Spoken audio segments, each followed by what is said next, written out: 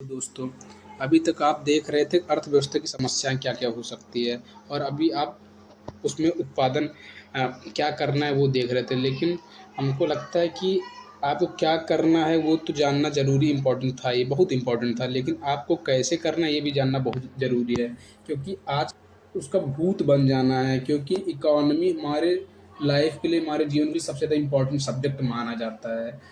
ना इम्पोर्टेंट है geography important, मतलब सभी का इम्पोर्टेंस है अपने-अपने सब्जेक्ट का। लेकिन इकोनॉमी जो है ना, वो हमारे द्वारा डेली यूज हो रहा है। जैसे कहते हैं ना कि पे हम जो ये वीडियोस बना रहे हैं ये भी इकोनॉमी के क्षेत्र पे भी है, क्योंकि हमको पता है कि दुनिया जानती है यूट्यूब पे सब्सक्राइब हो जाते हैं या अच्छे फॉलोवर्स हो जाते हैं तो इंसान को पैसा मिलता है। ये भी इकोनॉमी के क्षेत्र में आता है, इसके अंदर है।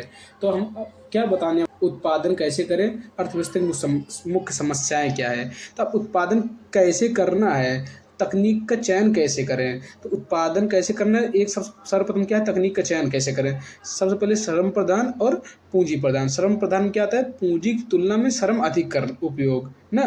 तो जैसे ज़्यादा करते हो उसमें आप खेती करते हो या और भी कुछ करते हो, उसमें श्रम ज़्यादा लगता है। तो जैसे पूंजी में, जैसे श्रम की तुलना में पूंजी का अधिक उपयोग करना ही क्या कहते हैं उत्पादन कैसे करने का मुख्य चयन है।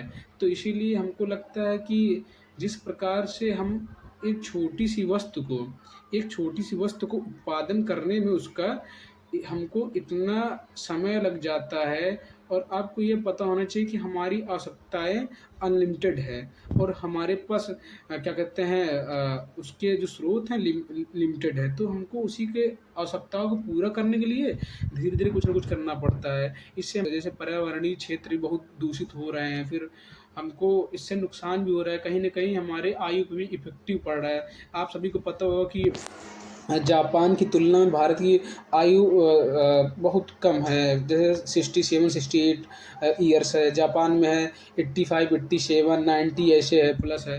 तो कहीं न कहीं